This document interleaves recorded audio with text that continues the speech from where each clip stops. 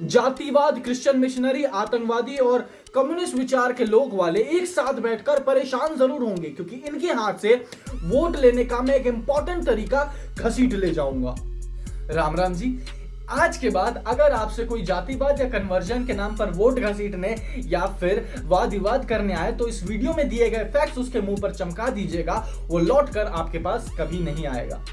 जी हाँ, हमारे सामने जब भी हमारे शास्त्रों की बात आती है तो सबसे एक इंपॉर्टेंट सवाल ये आता है, मनुस्मृति की वजह से ही जातिवाद आया है या ब्राह्मणों को उच्च और बाकी व्यक्तियों को नीच बताया गया है? देखिए, मनुस्मृति भारतीय शास्त्रों में से सबसे ज्यादा कंट्रोवर्शियल शास्त्र है।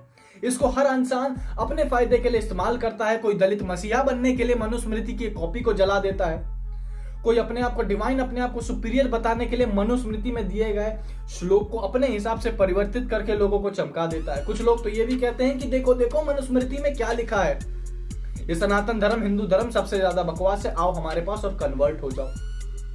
खैर, इन सारी बातों को आगे रखते हुए हमारा सबसे पहला और स्ट्रॉन्ग एलिगेशन जातिवाद को लेकर चलते हैं। देखिए, कुछ लोग इसे जाति प्रथा भी कहते हैं, कुछ लोग इसे वर्ण प्रथा भी कहते हैं। ये दोनों, पहली बात तो ये दोनों अलग अलग हैं। अब जब अलग अलग हैं तो इन दोनों का अर्थ क्या है? देखिए, जाति का अर्थ होता है classification based on common origin is called जाति।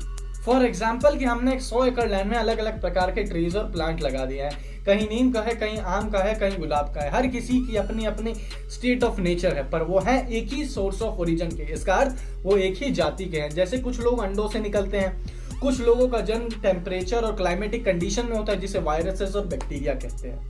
नाउ लेट्स सी, ये ब्राह्मण, क्षत्रिय, वैश्य और शूद्र हैं क्या? These are the posts adopted by their knowledge and classification, but jati is different because that is humanity. Jati is humanity because we are the formers and the part of Supreme Soul, as Sri Krishna is saying in Bhagavad Gita, Aham Bija Prajapita। Bhagavad Gita के 14वें अध्याय के 4थे श्लोक में आप जाके देखें तो यही लिखा होगा कि मैं ही सीड गिविंग फादर हूं। ठीक है, ये होती है जाति। उसके बाद क्या हुआ कि लोगों ने अपनी सुलभता अनुसार डिफरेंशिएट कर दिया कि ये एक जाति के हैं, ये एक जाति के हैं, ये एक जाति के हैं। फिर इस चीज का मिसयूज होने लगा।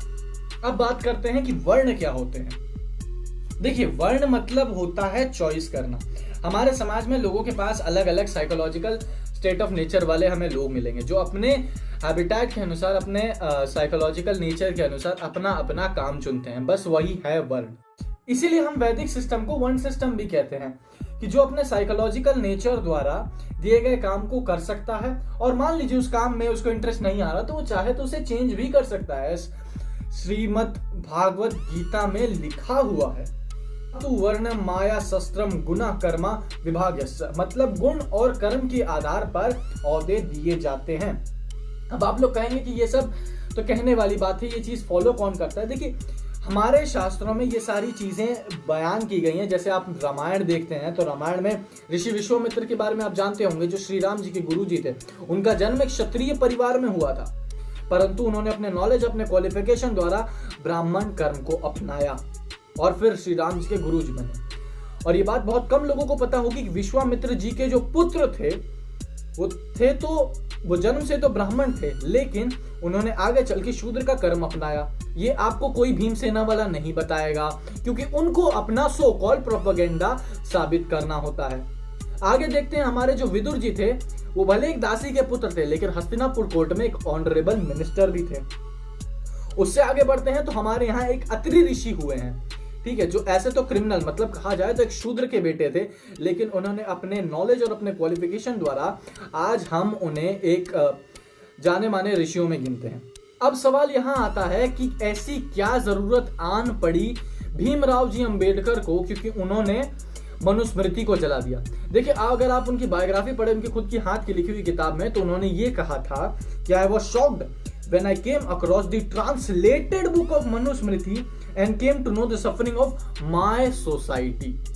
यहां उन्होंने किताब जो थी वो ट्रांसलेटेड पढ़ी थी, वो भी एक ब्रिटिशर द्वारा। अब ऐसे ब्रिटिशर सर, इनको तो ढंग से हिंदी बोलना नहीं आता, संस्कृत तो क्या ही जाने।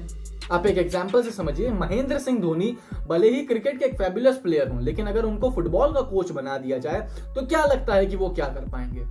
भीमराव रामजी अंबेडकर एक अच्छे हेड कह सकते हैं ड्राफ्टिंग कमेटी के, थे और उनको लॉ के बारे में अच्छी जानकारी थी, लेकिन इसका मतलब ये नहीं है कि वो संस्कृत भी अच्छी तरह से जानते थे।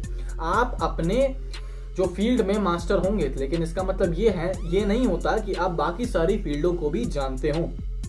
मजा आया हो तो इस वीडियो को दबा के शेयर कीजिएगा और हर उस इंसान तक पहुंचाइएगा जिसको संस्कृत का पट्टी पट्टा पठंती नहीं पता, लेकिन चला है मनुस्मृति पर ज्ञान देने। जय दादा परशुराम। तो कैसे हैं आप लोग? एक कहानी है जो सबको सुनानी है, चलने वालों की तो रूह भी जलानी है। एक कहानी है जो सबको सुनानी है, इनकी भूख भी तो मैंने ही मिटानी है।